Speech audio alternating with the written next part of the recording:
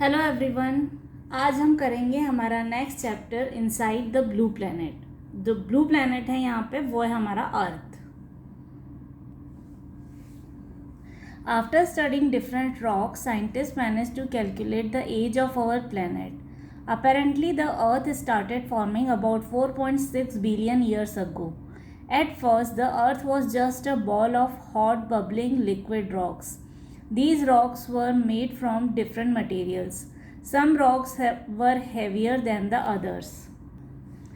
After a while, the heavy rocks started to sink, moving towards the center of the earth, and the lighter rocks floated at the top of the heavier rocks, moving towards the earth's surface. This separation of rock took millions of years.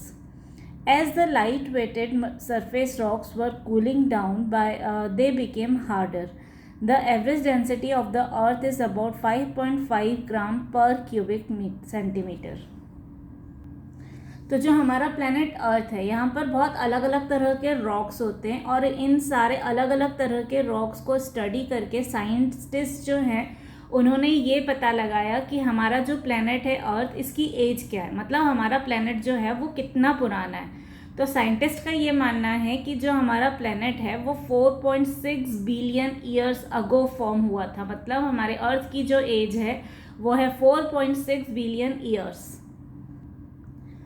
और scientist का ये मानना भी है कि अर्थ जो है पहले it was just a ball of bubbling liquid rocks, मतलब वो सिर्फ एक गोला था और यहाँ पर लाइफ नहीं थी. फिर धीरे धीरे ये रॉक्स जो थी वो सेटल होना स्टार्ट हुई. तो ये रॉक्स जो थी वो अलग अलग मटेरियल की बनी हुई थी. कुछ रॉक जो थी वो भारी थी, कुछ रॉक्स जो थी वो हल्की थी. तो धीरे धीरे क्या हुआ, जो भारी वाली रॉक्स थी, जो हैवी रॉक्स थी, वो धीरे धीरे अंदर की तरफ जाने लगी, वो सिंक होने लगी. जैसे कोई भी हैवी चीज़ होती है वो धीरे धीरे सिंक होती है और कोई भी जो लाइटर चीज़ होती है वो फ्लोट करती है, वो ऊपर की तरफ आती है. और इस सेपरेशन को बहुत साल लगे. कई 100 सालों के बाद, हजारों सालों में ये सेपरेशन का प्रोसेस हुआ. जो लाइट वेटेड रॉक थी वो सरफेस की तरफ आने लगी और सरफेस पे आके वो धीरे धीरे ठंडी होना स्टार्ट हुई. फिर ठंडी जैसे जैसे हुई तो कोई भी जो मिनरल होता है, मेटल होता है, वो जब ठंडा होता है तो वो सॉलिड फॉर्म में आता है.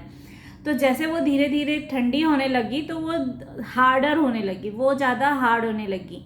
तो एवरेज डेंसिटी जो है वो अर्थ की वो है 5.5 ग्राम पर cubic centimetre.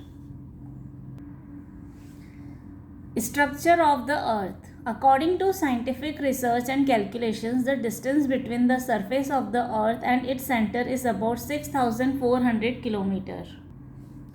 Up to a depth of 2,900 km from the surface, the Earth behaves like a solid, while at depths greater than that, it has liquid properties. Till now, no one has managed to drill down more than 15 km because the temperature inside increases with increase in depth. The temperature at the center is estimated to be about 5,000 degrees Celsius. There are ways of finding out what is happening deep down in the earth without actually having to go there. तो scientist ने जितनी research की, उन research से उनको ये पता चला कि सरफेस और कोर, जो सेंटर है अर्थ का, वो उसके बीच का जो डिस्टेंस है वो अराउंड 6,400 किलोमीटर है. मतलब आप अर्थ को एक बॉल की तरह समझो तो उसका बॉल का सरफेस और बॉल का सेंटर, उन दोनों का डिफरेंस जो है वो 6,400 किलोमीटर्स है. और साइंटिस्ट का ये भी मानना है कि 2,900 किलोमीटर्स तक अर्थ जो है वो सॉलिड सरफेस की तरह है, सॉलिड सब्सटेंस की तरह बिहेव करती है. और अगर उसके अंदर और जाएंगे तो वहाँ पर लिक्विड प्रॉपर्टीज़ हैं अर्थ की, मतलब वहाँ पर अंदर लिक्विड मेटल है, वहाँ पर सॉलिड मेटल्स नहीं है, सॉलिड रॉक्स नहीं है. और बहुत अंदर जाकर पता लगाना भी पॉसिबल नहीं है. अभी तक सिर्फ 15 किलोमीटर डीप जाकर ही कोई भी जा पाया है. 15 किलोमीटर से ज़्यादा अंदर कोई भी अर्थ के नहीं जा पाया है, क्योंकि जैसे जैसे अंदर जाते तो वहाँ का टेम्परेचर भी बढ़ता जाता है. और साइंटिस्ट का ये मानना है कि जो सेंटर का टेम्परेचर है वो अराउंड 5,000 डिग्री सेल्सियस है. तो अब ये कैसे पता लगाया जाता है कि फिर सेंटर में क्या है. अगर 15 किलोमीटर तक ही हम गए हैं तो हमको ये कैसे पता चलता है कि 6,400 किलोमीटर दूर क्या है. तो उसके कुछ अलग अलग तरीके हैं, कुछ साइंटिफिक मेथड्स हैं जिससे साइंटिस्ट जो है रिसर्च करते रहते हैं और पता लगाते रहते हैं कि अर्थ के सेंटर में कैसा है, क्या है। Forces generated by earthquake and volcanic eruptions bring the deeper lying rocks closer to the surface. These rocks are samples of materials that make up the insides of Earth. By studying these rocks, scientists have discovered that our planet is made up of 3 layers of different types of rocks and metals. These layers are crust, mantle and core. तो अब कई बार earthquake आते हैं, volcanic आते हैं, तो force से जो इरप्शन होता है, जो एकदम जो लावा फूटता है, तो उससे अंदर की जो अर्थ के अंदर जो रॉक्स हैं वो निकलकर बाहर की तरफ आती हैं। तो इन रॉक्स को साइंटिस्ट जो हैं वो स्टडी करते हैं, उनसे उनको ये पता चलता है कि अर्थ के अंदर कैसी चीज़ें हैं। तो इन रॉक्स को स्टडी करके साइंटिस्ट ने ये पता लगाया है कि हमारी अर्थ के अंदर लगभग 3 तरह की लेयर्स हैं। एक है क्रस्ट, दूसरी मेंटल और तीसरी है कोर। यहाँ पर आप फिगर में देख सकते हैं, अगर इसको हम बॉल को कट करें तो अंदर का हम जैसे सरफेस देख सकते हैं, उसी तरह से अर्थ के अंदर कैसी चीज़ें हैं। तो अर्थ की जो टॉप मोस्ट लेयर है वो है crust, which is around 35 kilometres. फिर उसके बाद नेक्स्ट लेयर जो है वो है मेंटल। उसके बाद जो नेक्स्ट लेयर है वो है उसका आउटर कोर, और जो उसके अंदर की लेयर है वो है उसका inner core. The crust lithosphere. The hard outermost surface of the earth is called the crust or the lithosphere. The earth's crust is like a skin that covers the earth. There are 2 different types of crust. Thin oceanic crust that underlies the ocean basins and thicker continental crust that underlies the continents. These 2 different types of crust are made up of different types of rocks. The continental crust, about 35 km thick, is made up of silica and alumina. So it is called Cl. Si for silica and Al for alumina, and they both combined as Cl. The oceanic crust, about 5 km thick, is made up of silica and magnesium. So it is called Sima. Silica, Si for silica and Ma for magnesium. So combinedly it called Sima. The average density of the crust is about 3.0 gram per cubic centimeter. अब crust जो है, crust क्या होता है? कल हमने हमारे last chapter में हमने पढ़ा था लिथोस्फीयर के बारे में। तो क्रस्ट जो है वो लिथोस्फीयर ही है। जो सबसे आउटर मोस्ट सरफेस होती है अर्थ की, जो हार्ड होती है, उसको हम बोलते हैं क्रस्ट, और उसको हम लिथोस्फीयर भी बोलते हैं। तो अर्थ की क्रस्ट को आप ये समझ सकते हो कि वो अर्थ की स्किन है जो उसको कवर करके रखती है। अब क्रस्ट जो होती है वो 2 तरह की होती है। एक होती है ओशनिक क्रस्ट और दूसरी होती है कॉन्टिनेंटल क्रस्ट। क्योंकि हमारे यहाँ पर ओशंस भी हैं और कॉन्टिनेंट्स भी हैं, तो जो लैंड वाला एरिया है, कॉन्टिनेंट्स वाला एरिया है, वहाँ की जो क्रस्ट है वो थिक होती है, और जो ओशनिक क्रस्ट है, मतलब जो पानी के अंदर जो लेयर है, पानी के अंदर जो अर्थ की सरफेस है, वो जो है वो पतली होती है। जो कॉन्टिनेंटल क्रस्ट होती है उसकी थिकनेस अराउंड 35 किलोमीटर्स होती है, और जो ओशन बेसिन की जो क्रस्ट है, ओशनिक क्रस्ट है, उसकी जो थिकनेस होती है वो अराउंड 5 किलोमीटर्स होती है। और जो कॉन्टिनेंटल क्रस्ट होती है वो सिलिका और एल्यूमिनिया से बनती है। तो सिलिका का Si और एल्यूमिनिया का Al, तो उस क्रस्ट को बोला जाता है Cl। और जो ओशनिक क्रस्ट है वो सिलिका और मैग्नीशियम से बनती है, तो उसको बोला जाता है साइमा। और जो एवरेज डेंसिटी है क्रस्ट की वो हो जाती है 3 ग्राम पर cubic centimetre. The crust is made up of tectonic plates which are in constant motion. Earthquakes and volcanoes are most likely to occur at plate boundaries. The Earth's outer crust is covered with soil. Soil is a complex mixture of rotting plants, animals, and rocks. Soil is a very important part of the Earth's biosphere. तो जो crust होती है, अभी हमने पढ़ा कि crust 2 तरह की होती है। तो वो क्रस्ट जो है पूरी वो टेक्टोनिक प्लेट्स की बनी हुई है। अब ये टेक्टोनिक प्लेट्स जो हैं वो ये कंटिन्यूसली मूव करती रहती हैं, और ये जो अर्थक्वेक आते हैं, वॉल्केनोज आते हैं, वो जनरली इन प्लेट की बाउंड्री से पर ही आते हैं। और क्रस्ट की जो आउटर मोस्ट लेयर होती है वो होती है सॉइल। जब हमने अपने लास्ट चैप्टर में लिथोस्फीयर के बारे में पढ़ा था, वहाँ भी हमने पढ़ा था कि जो आउटर मोस्ट लेयर होती है वो सॉइल होती है। तो सॉइल क्या होता है? तो सॉइल जो होता है वो मिक्सचर होता है किन चीज़ों का? वो होता है मिक्सचर रॉटिंग प्लांट्स का, एनिमल्स का और रॉक्स का। दैट इज़ जो प्लांट्स जो हैं वो मर जाते हैं, पत्तियां पीली हो जाती हैं, गिर के ज़मीन पे आ जाते हैं, या जो एनिमल्स मर जाते हैं और वो ज़मीन में दब जाते हैं, वो फिर डिके होने लगते हैं और अल्टीमेटली वो सड़ के पूरा वो मिक्स हो जाते हैं एक दूसरे के साथ, और उसके साथ में रॉक मिक्स हो जाते हैं। तो इस तरह से हमारी सॉइल बनती है। सॉइल जो है ये बहुत इंपॉर्टेंट पार्ट है बायोस्फीयर का। The mesosphere. The layer that lies directly under the crust is called the mantle. It has a thickness of 2,900 km. It is the thickest layer and is mostly made of hot molten rocks, magma. It lies between the crust and the core. The average density range between 3.5 gram to 5.5 gram per cubic centimeter. It is made up of dense and heavy materials, that is iron and magnesium. The mantle's temperature is very high, 870 degrees Celsius to 2200 degrees Celsius.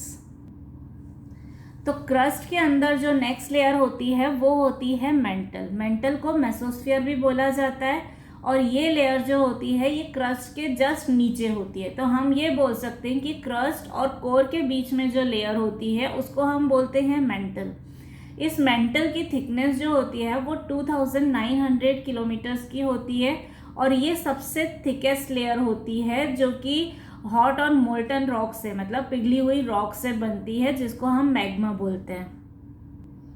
और इसकी जो density होती है वो around 3.5 ग्राम से लेकर 5.5 ग्राम पर cubic centimetre की होती है, और ये सारे डेंस और हैवी मटेरियल से बनी होती है, आयरन और मैग्नीशियम जैसे मटेरियल से बनी होती है।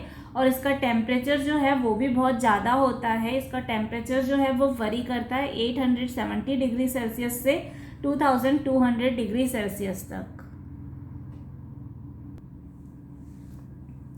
The core, barosphere. The core lies below the mantle and is the innermost layer of the earth. Because the deepest layers have the highest temperatures, the earth's core is the hottest part. The earth's core temperature varies from 2200 degrees Celsius to 5000 degrees Celsius. It is also called barosphere. Scientists believe that the core is liquid on the outside and solid on the inside, and is made mostly of metals like iron and nickel. Therefore, it is also called Ni. Ni stands for nickel and Fe stands for iron. The average density ranges between 5.0 gram to 13.0 gram per cubic centimeter. अब mental के अंदर जो next layer होती है उसको हम बोलते हैं कोर। कोर को बैरोस्फीयर भी बोला जाता है, और ये अर्थ की इनर मोस्ट लेयर होती है, और ये भी दो पार्ट्स में डिवाइडेड होती है, आउटर कोर और इनर कोर। जो आउटर कोर होता है, साइंटिस्ट का ये मानना है कि जो आउटर कोर होता है वो लिक्विड स्टेट में होता है, और जो इनर कोर होता है, जो इनर मोस्ट पार्ट है अर्थ का, वो सॉलिड स्टेट में होता है। और जैसा कि हमने देखा है कि डेप्थ जितनी बढ़ती जाती है तो टेम्परेचर भी उतना बढ़ता जाता है, और ये क्योंकि इनर मोस्ट लेयर है अर्थ की, तो इसका टेम्परेचर जो है वो सबसे ज़्यादा होता है। ये टेम्परेचर जो है वो वरी करता है 2200 डिग्री सेल्सियस से 5000 डिग्री सेल्सियस तक। और इसको नाइफे भी बोला जाता है। निकल से आता है Ni और आयरन का होता है Fe, तो उसको कंबाइन करके बनाया जाता है निफे। और क्योंकि जो ये कोर है ये बेसिकली आयरन और निकल का बना हुआ होता है, तो इसलिए इसको बोला जाता है निफे। और इसकी जो एवरेज डेंसिटी होती है वो 5 ग्राम से लेकर 13 ग्राम पर क्यूबिक सेंटीमीटर तक होती है। Rocks and minerals. The Earth's crust has two main components which are referred to as Earth's materials. These materials include minerals and rocks. It is the combination of these materials that make life on Earth possible. अब अर्थ की जो crust होती है उसके दो main component होते हैं जिनको अर्थ का मटेरियल बोला जाता है। इस मटेरियल में मिनरल्स और रॉक्स, ये दो कंपोनेंट होते हैं और इनके कॉम्बिनेशंस की वजह से ही ये लाइफ जो है अर्थ पे वो पॉसिबल हो पाती है। Minerals. Let's start with minerals and look at them in more detail. Minerals are naturally occurring substances that have a definite chemical composition. Minerals are referred to as naturally occurring because they are formed through natural geological processes. Over 4,500 different minerals have been identified on Earth. Each has a unique combination of physical structure and chemical composition. Salt is an example of a mineral. If you look closely at a grain of salt, you will see that it is a solid that has a specific shape and pattern. Coal, gold and petroleum are other examples of minerals. तो minerals क्या होते हैं? Minerals जो हैं वो naturally हमारे अर्थ पे पाए जाते हैं और इनका एक डेफिनेट केमिकल कंपोजिशन होता है। और ये मिनरल्स जो होते हैं इनको नेचुरली अकरिंग बोला जाता है क्योंकि जो जियोलॉजिकल प्रोसेसेस होती रहती हैं उससे ये नेचुरली बनते हैं। इसको कभी भी ह्यूमन बीइंग नहीं बनाते हैं, ये मैन मेड नहीं होते, ये नेचुरली ही बनते हैं।